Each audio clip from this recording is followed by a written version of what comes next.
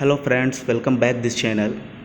Practice set का ये part number 2 है। इससे पहले वाला पार्ट अगर आपने नहीं देखा है तो आप प्लेलिस्ट में जाओ, वो भी पहला पार्ट आपको प्रैक्टिस सेट में मिलेगा।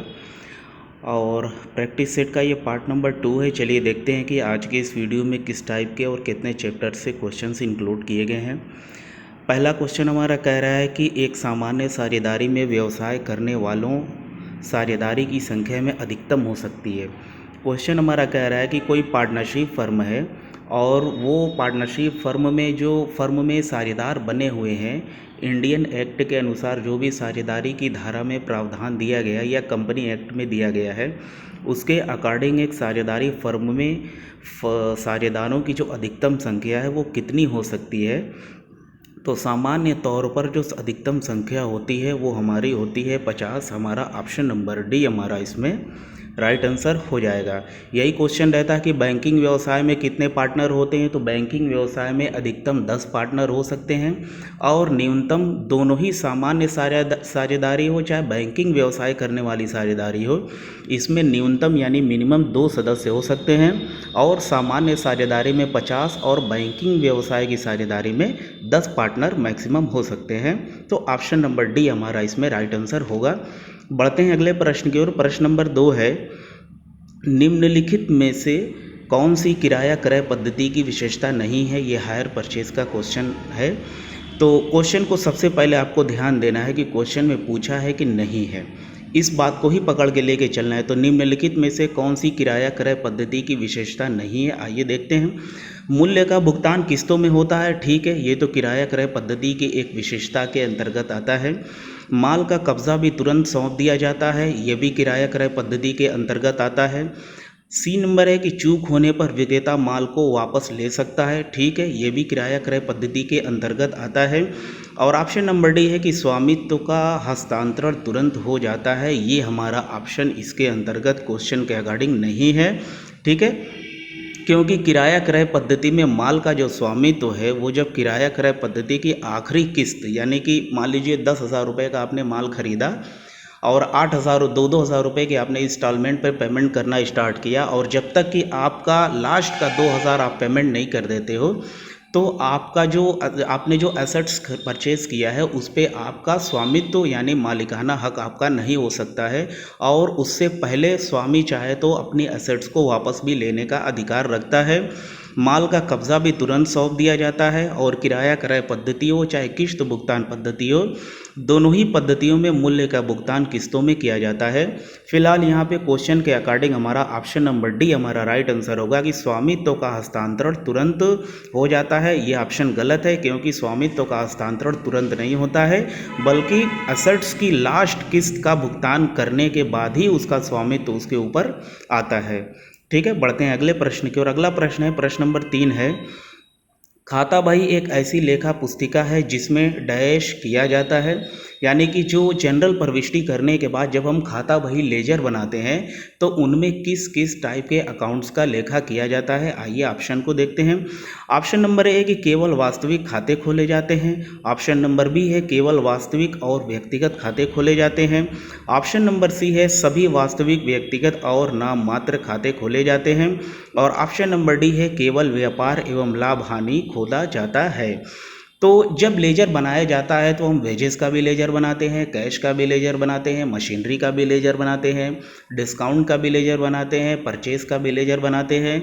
तो लेजर बनाने के लिए हमको किसी स्पेशल अकाउंट की ज़रूरत नहीं पड़ती है, बल्कि जो पर्सनल अकाउंट है, रियल अकाउंट है और नॉमिनल अकाउंट है, तीनों टाइप के अकाउंट्स के अंतर्गत आने वाले जो भी हमारी मदें होती हैं या तीनों टाइप के अकाउंट्स का लेजर हम बनाते हैं। तो इसलिए खाता बही में तीनों प्रकार के खाते इसमें खोले जाते हैं, किसी भी विशेष तौर पे कोई एक या दो प्रकार के खाते नहीं खोले जाते हैं। तो क्वेश्चन के अकॉर्डिंग हमारा ऑप्शन नंबर सी हमारा इसमें राइट आंसर हो जाएगा कि सभी वास्तविक, व्यक्तिगत और नाम मात्र खाते खोले जा सकते हैं। और आपको मैं एक्सप्लेन करता चलूँ कि खाता बही जो है ये व्यापार की हमारी प्रधान पुस्तक होती है, ठीक है। सबसे और जो प्रमुख पुस्तक होती है, सबसे पहले हमारी प्राइमरी में अपनी जनरल प्रविष्टि की आ जाएगी और क्वेश्चन में अगर ऐसे रहेगा कि अंतिम प्रविष्टि की पुस्तक का क्या नाम है, यानी कि अंतिम लास्ट एंट्री किसमें की जाती है, तो वो हमारी लेजर है, खाता बही है। तो ऑप्शन नंबर क्वेश्चन के अकॉर्डिंग हमारा सी इसमें राइट आंसर हो जाएगा। बढ़ते हैं अगले प्रश्न की ओर। प्रश्न नंबर 4 है, एक साझेदारी संलेख में वर्णित प्रावधानों को क्रियान्वित करने के लिए फर्म द्वारा बनाया जाता है।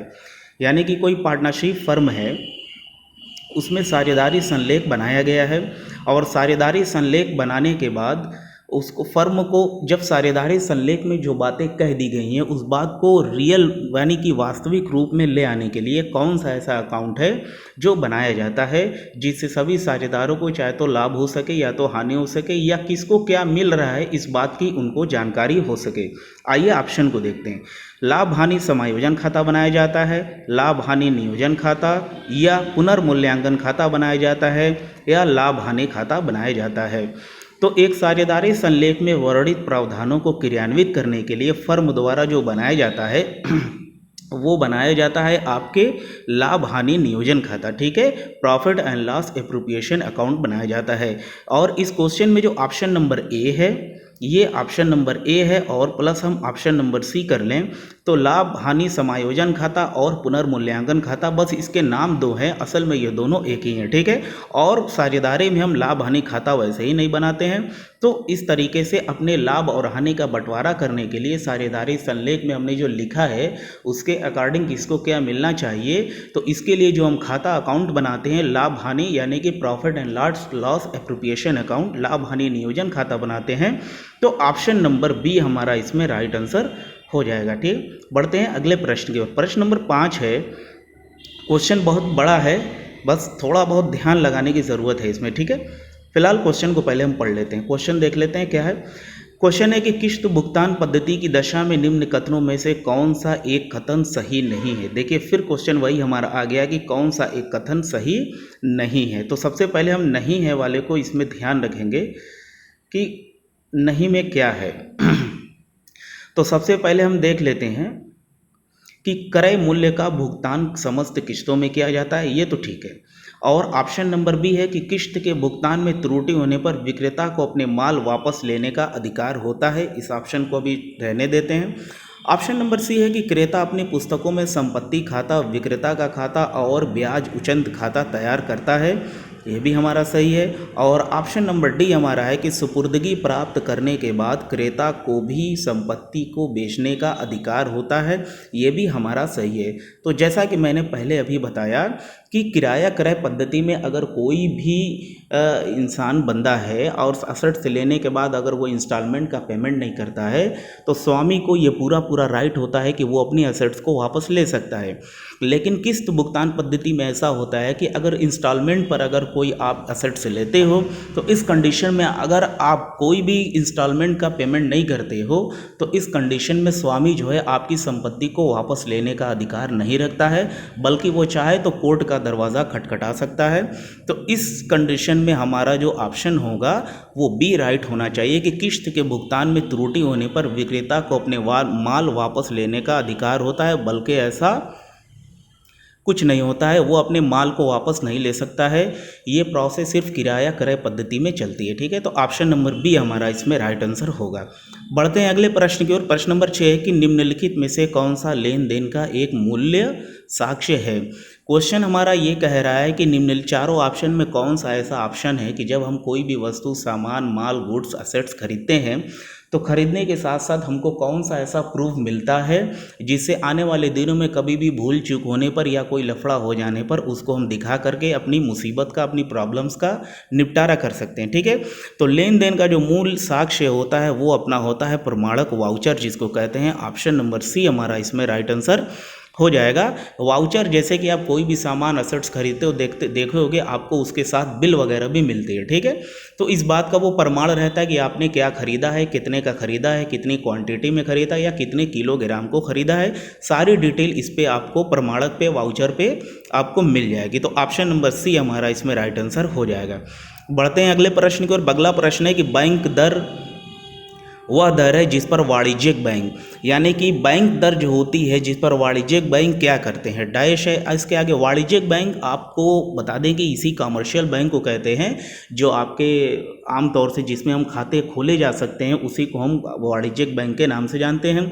तो बैंक दर वह है जिस पर वाणिज्यिक बैंक क्या करते हैं। आइए ऑप्शन को देखते हैं कि भारतीय रिजर्व बैंक से उधार लेते हैं, ग्राहकों को उधार देते हैं, या ग्राहकों से उधार लेते हैं, या भारतीय रिजर्व बैंक को उधार देते हैं।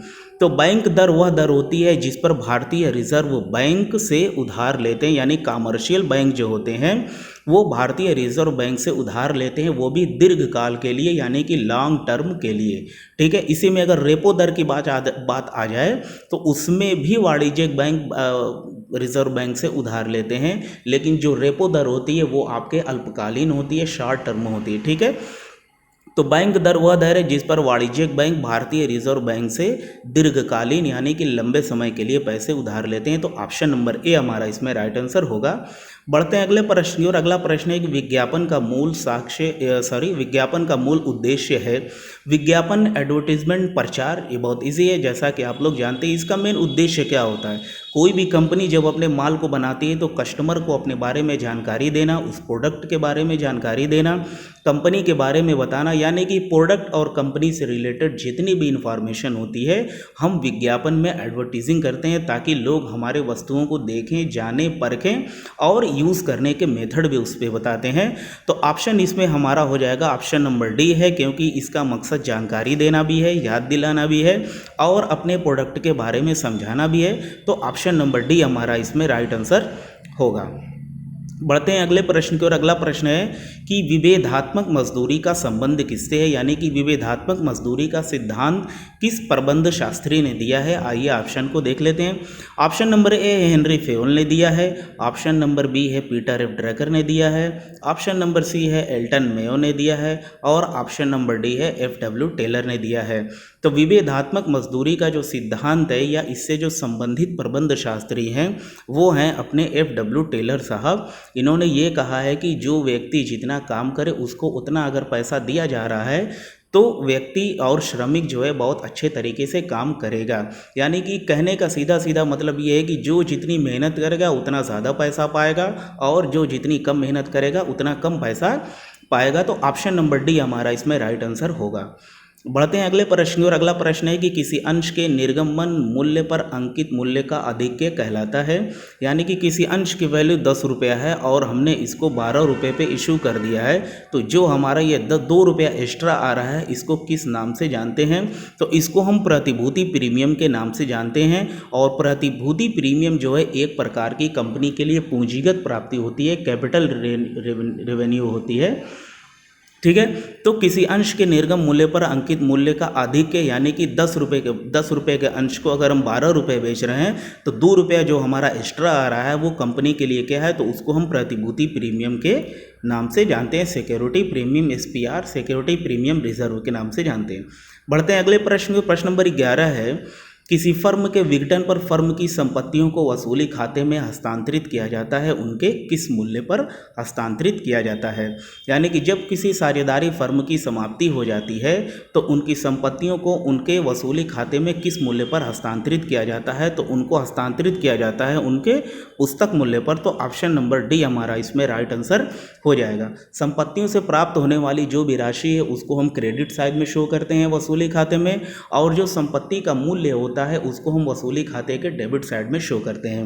एक क्वेश्चन यहाँ से ये बनेगा कि वसूली खाता किस दशा में बनाया जाता है।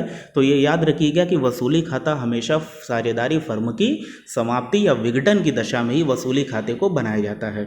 बढ़ते हैं अगले प्रश्न और प्रश्न नंबर 12 है संगठन का वह प्रारूप जिसमें रेखीय प्रबंधकों को विशेषज्ञों की सहायता उपलब्ध होती है उसको कहलाता है। यानी कि संगठन का एक ऐसा प्रारूप है जिसमें रेखीय प्रबंधक जो होते हैं उनमें विशेषज्ञों की सहायता भी उपलब्ध होती है। तो ऐसे प्रबंध को, ऐसी सिचुएशन को, ऐसी प्रोसेस को किस नाम से जाना जाता है, तो इसको हम जानते हैं रेखीय एवं विशेषज्ञ संगठन के नाम से जानते हैं। तो ऑप्शन नंबर डी हमारा इसमें राइट आंसर होगा। बढ़ते हैं अगले प्रश्न और प्रश्न नंबर 13 की कार्यात्मक संगठन का प्रमुख लाभ क्या होता है। यानी कार्यात्मक संगठन की सबसे जो बड़ी खूबी होती है उसकी खूबी क्या होती है। तो कार्यात्मक संगठन का मतलब ये होता है कि इसमें स्पेशलाइजेशन होता है, इसमें विशेषज्ञता होती है कि जो व्यक्ति जिस काम को करने में सक्षम है उसको उसी के अनुसार उसी के अकॉर्डिंग उसको काम दिया जाए। इसी को हम कार्यात्मक संगठन कहते हैं और इसके अंदर स्पेशलाइजेशन होता है, ठीक है, और विशेषज्ञता होती है। तो ऑप्शन नंबर ए हमारा इसमें राइट आंसर हो जाएगा कि विशेषज्ञता होती है, ठीक है। बढ़ते हैं अगले प्रश्न की ओर। प्रश्न नंबर 14 है। प्रश्न नंबर 14 कह रहा है कि एक निजी कंपनी में सदस्यों की अधिकतम संख्या कितनी हो सकती है। तो आपको पार्टनरशिप में भी पिछले क्वेश्चन में प्रैक्टिस सेट में आया था कि पार्टनरशिप में अधिकतम जो संख्या होती है वो अपनी होती है 50, ठीक है। ये हमारी पार्टनरशिप की हो गई। लेकिन जब कंपनी की बात आ गई, वो भी एक प्राइवेट पीसी की बात आ गई, एक प्राइवेट कंपनी की बात आ रही है, तो इसमें जो सदस्यों की अधिकतम संख्या होती है वो कितनी होती है। तो उनकी जो अधिकतम संख्या होती है वो 200 होती है। तो ऑप्शन नंबर डी हमारा इसमें राइट आंसर हो जाएगा। न्यूनतम कम से कम 2 ही होती है, लेकिन प्राइवेट कंपनी में भी अधिकतम जो सदस्यों की संख्या है वो 200 होती है। बढ़ते हैं अगले प्रश्न की ओर। अगला प्रश्न है, प्रश्न नंबर 15 है।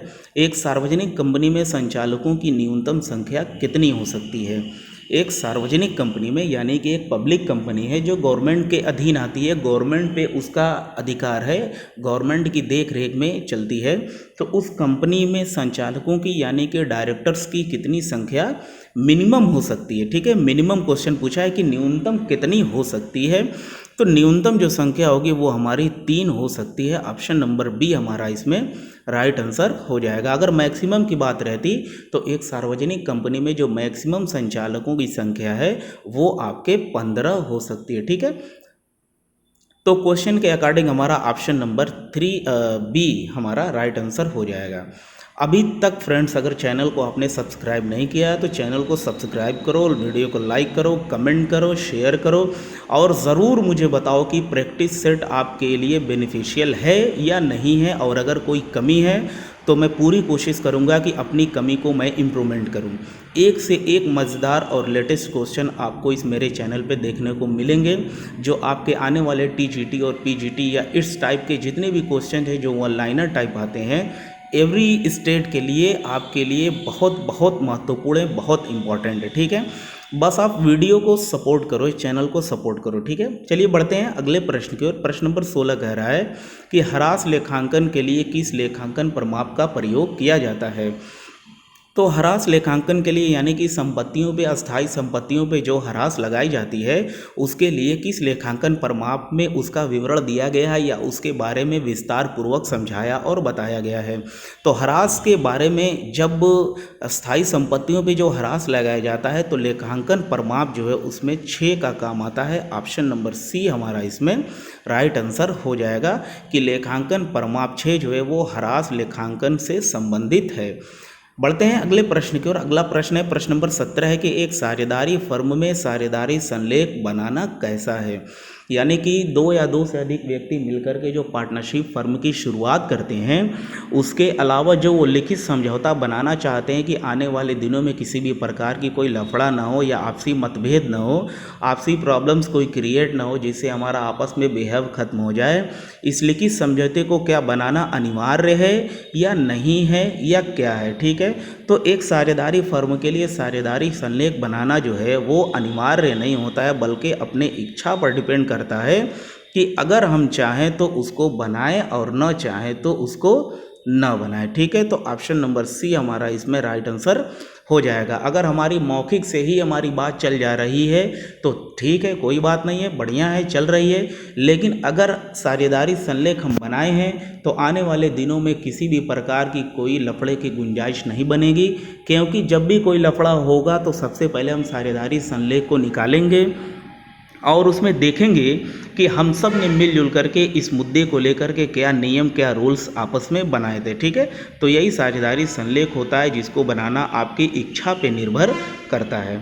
बढ़ते हैं अगले प्रश्न की ओर। प्रश्न नंबर 18 है किस प्रकार के व्यवसाय में कर्ता को छोड़कर शेष सभी सदस्यों का दायित्व सीमित होता है यानी कि लिमिटेड होता है। क्वेश्चन हमारा कह रहा है कि ऐसा कौन सा व्यापार है या बिजनेस है हमारे इंडिया में, हमारे देश में, कि जिसमें एक व्यक्ति का दायित्व असीमित होता है और प्रत्येक सदस्य का जो दायित्व होता है वो लिमिटेड होता है, सीमित होता है। तो इस व्यापार को हम जानते हैं संयुक्त हिंदू परिवार के नाम से। ऑप्शन नंबर डी हमारा इसमें राइट आंसर होगा। इस परिवार की ये खूबी होती है कि जैसे ही परिवार में कोई बच्चा जन्म लेता है तो वो उस परिवार का सदस्य बन जाता है, उस फर्म का सदस्य बन जाता है। मुखिया के द्वारा जो भी डिसीजन ले लिया जा रहा है इसको सबको मानना अनिवार्य होता है, ठीक है। लेकिन अगर जिनका लिमिटेड दायित्व तो सीमित है मुखिया के अलावा, वो केवल और केवल मुखिया के उस कंडीशन में दावा कर सकते हैं जो पुराने पूर्वजों की जो असट्स होती है, जो भी उनके मुखिया के अलावा जिनका दायित्व तो सीमित होता है उसके लिए वो उसे दावा कर सकते हैं। बाकी फर्म को चलाने के लिए मुखिया का जो भी फरमान होगा, जो भी उसका डिसीजन होगा, सबको उसको मानना पड़ता है, ठीक है। केवल पूर्वजों के असट्स में इनको अपना दावा करने का अधिकार दिया जाता है जिनका दायित्व तो सीमित होता है। तो संयुक्त हिंदू परिवार में खूबी ये होती है कि मुखिया का दायित्व तो असीमित होता है, बाकी शेष सदस्यों का जो दायित्व है वो सीमित होता है। बढ़ते हैं अगले प्रश्न की ओर। प्रश्न नंबर 19 है कि पूर्वदत्त खाते की प्रकृति क्या है। प्रीपेड एक्सपेंसेस के बारे में पूछा जा रहा है। सबसे पहले तो प्रीपेड एक्सपेंसेस क्या है, ये एक प्रकार की करंट असेट्स है, ठीक है। क्या है, ये एक प्रकार की करंट असेट्स है जिसको हम बैलेंस शीट के असेट साइड में दिखाते हैं। और ये दूसरी खूबी इसकी ये है कि जो भी हमारी संबंधित मदों से पूर्वदत्त व्यय होता है उसको एज अ सिचुएशन, चाहे ट्रेडिंग अकाउंट में और चाहे पीएल अकाउंट में, संबंधित मदों में से इसको हम माइनस कर देते हैं, ठीक है। और प्रीपेड अमाउंट जो होता है उसको पूरा का पूरा हम असेट्स में लेके चले जाते हैं। तो क्वेश्चन हमारा पूछ रहा है कि पूर्वदत्त खाते की प्रकृति किस प्रकार की होती है। तो ये एक प्रकार का प्रतिनिधि व्यक्तिगत खाता होता है। तो ऑप्शन नंबर सी हमारा इसमें राइट आंसर हो जाएगा कि पूर्वदत्त खाते की प्रकृति जो है वो एक प्रकार के प्रतिनिधि व्यक्तिगत खाता टाइप होती है। बढ़ते हैं अगले प्रश्न की ओर। वीडियो का ये हमारे लास्ट क्वेश्चन है। चैनल को अभी तक आपने नहीं सब्सक्राइब किया है सो प्लीज़ चैनल को सब्सक्राइब करो, शेयर करो, वीडियो को लाइक करो और कमेंट तो ज़रूर करो, बताओ कि वीडियो आपको कैसा लग रहा है, ठीक है। वीडियो को आप पूरी देखो, आप खुद देख लो कि एक एक क्वेश्चन, अगर कोई भी ऐसा क्वेश्चन इस वीडियो में आपको मिले जो इंपॉर्टेंट नहीं है आप बता दो, ऐसा क्वेश्चन मैं इंक्लूड करूँगा ही नहीं, ठीक है। तो एकल स्वामित्व वाले व्यवसाय में स्वामी का दायित्व कैसा होता है, यानी कि एकाकी व्यापार की बात हो रही है कि एकाकी व्यापार में व्यापारी का जो दायित्व होता है वो कैसा होता है। तो एकल स्वामित्व वाले व्यवसाय में स्वामी का दायित्व जो है वो असीमित होता है, क्योंकि वो खुद अकेला व्यक्ति होता है, किसी से उसको राय मशवरा करने की ज़रूरत नहीं पड़ती है और व्यापार पे पूरा का पूरी कंट्रोलिंग उसी की होती है, जब चाहे वो अपने व्यापार की स्थापना करे और जब चाहे अपने व्यापार की समाप्ति कर दे, ठीक है। तो ये था हमारे आज की प्रैक्टिस सेट का लास्ट क्वेश्चन, क्वेश्चन नंबर 20। बहुत जल्द मिलेंगे हम प्रैक्टिस नंबर 3 में, ठीक है। बस वीडियो को आप बढ़ाते रहो, शेयर करते रहो, कोई ग्रुप वगैरह हो तो उसमें आप वीडियो को शेयर करते रहो। मिलते हैं नेक्स्ट वीडियो में। Have a good day.